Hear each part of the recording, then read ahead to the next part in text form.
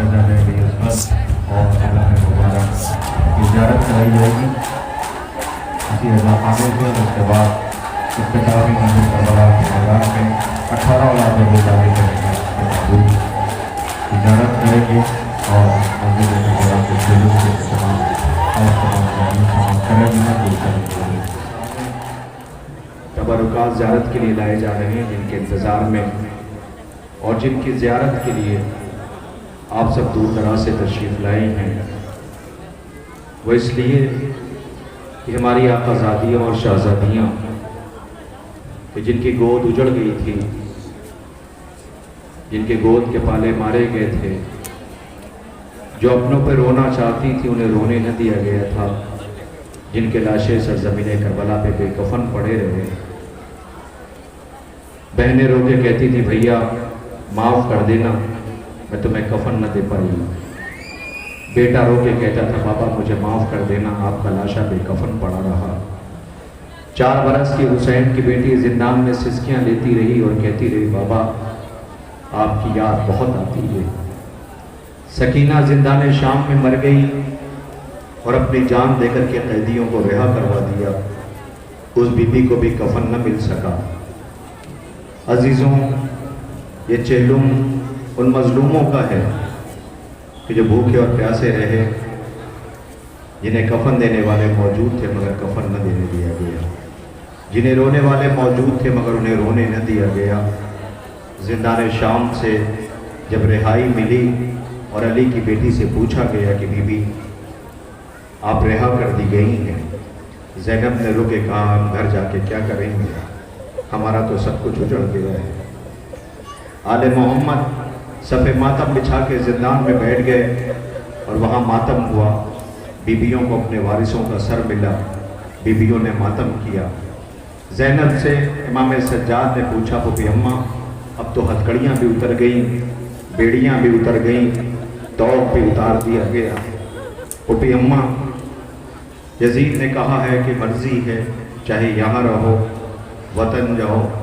ज़ैनब ने रोके कर नहीं मेरे लाल, हम पहले अपने भाई से मिलने करबला जाएंगे, इसलिए कि मेरा भैया बस एक गर्दन से ज़मीन करबला पर ज़िबा किया गया। मैं अपने माँ जाए जिसे मैं एक लम्हे के लिए अकेले न छोड़ते थे, मेरे भैया का लाशा बेकफन है, रबाब के असगर का लाशा बेकफन है, लैला के अकबर का लाशा बेकफन है, फरवा के कासिम के लाश के टुकड़े करबला में हैं, लिहाजा हम करबला जाना चाहते हैं। जिंदान से रहा होकर आले मोहम्मद चेहलुम करने के लिए करबला गए। सोचें आज 1400 साढ़े 1400 साल के बाद मैं आपके बीच में मसायब के फिक्रे तो नहीं पढ़ पाता, लेकिन एक दो इशारे कर रहा हूँ तो आपकी आंखें नम हो गई। जाकिर सुन करके मसायब पढ़ता है, लेकिन वो जिन्होंने करबला देखी थी, करबला जिन पे गुजरी थी, वो माएँ जब करबला पहुँची होंगी तो करबला में क्या क़यामत रही होगी। जैसे बीबियों ने कदम रखा, सब ने खुद को अपने वारिसों की तुरबत में गिरा दिया। ज़ैनब अपने माजाए की तिब्बत से मिट्टी भी पछाड़े खा रही थी। वो ज़ैनब जो करबला के बाद रो न सकी थी, आज भाई की तुरबत पे बैठी रो रही थी। सज्जाद इमाम ने सारा मंजर देखा और इमाम ने देखा पहला दिन बीबियों का रोते हुए गुजर गया, दूसरा दिन बीबियाँ रोती रहीं, तीसरा दिन आया बीबियाँ पछाड़े खाती रहीं। सज्जाद गरीब ने देखा और ये महसूस किया कि अब अगर हम कुछ लम्हे और जिंदा रह गए तो अभी करबला से वारिसों का लाशा उठाया है, अब करबला से माओं के जनाजे उठाने पड़ेंगे। लिहाजा सज्जाद गरीब ने हुक्म दे दिया कि मेरा हुक्म यह है कि करबला जल्दी सब छोड़ दें। सब ने करबला छोड़ने की तैयारी की।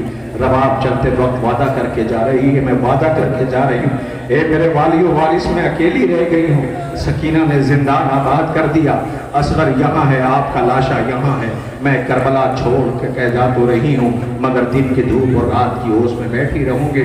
लो अजीज़ों, आपके सामने सबसे पहले एक एक तबरुकात ज़ियारत के लिए लाए जा रहे हैं।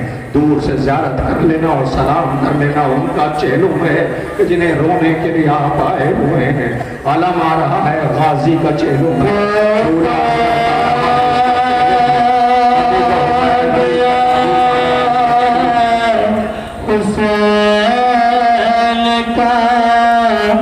मकता में जब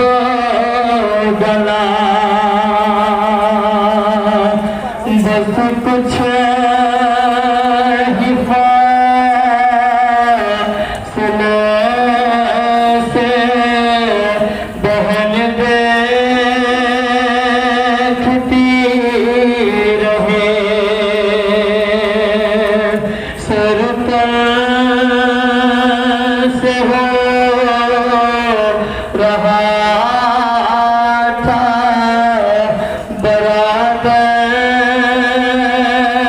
کا جب جدا اور گھیرا تھا ظالموں نے شہ مشرقین کو زینب جان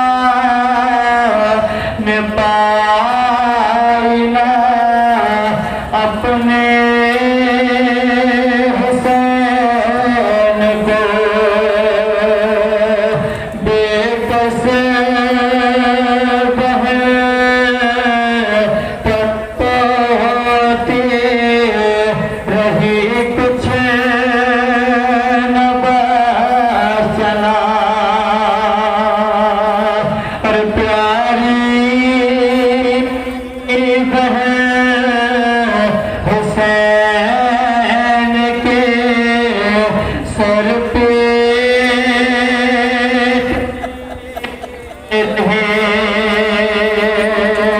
سوکھے گلے پہ بھائی کے چلتے رہے چھڑے زنجیر بے کسی نے کسی تھے کچھ اس طرح زینب کربلا میں جو کوہ علم دکھا تو نہ وہ پہاڑ کسی پہ بھی اے خدا اور بھائی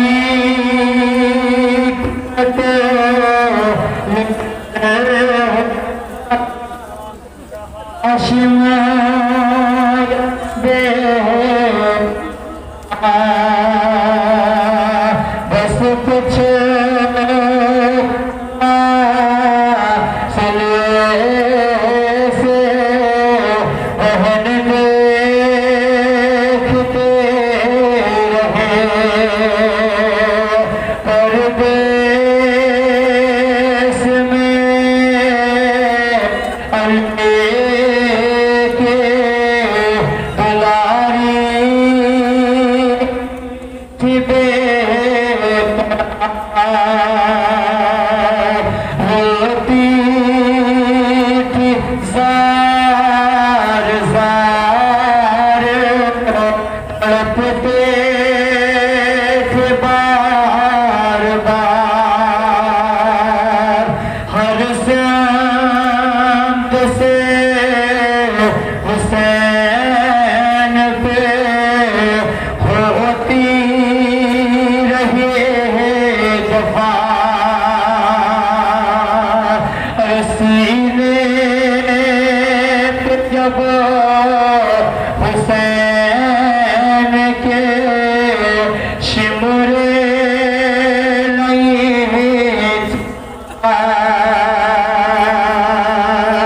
زینب نے سر پیٹ کے کیا کر کیا اس وقت تھرانے لگی عرض کربلا بس کچھ ہی فاصلے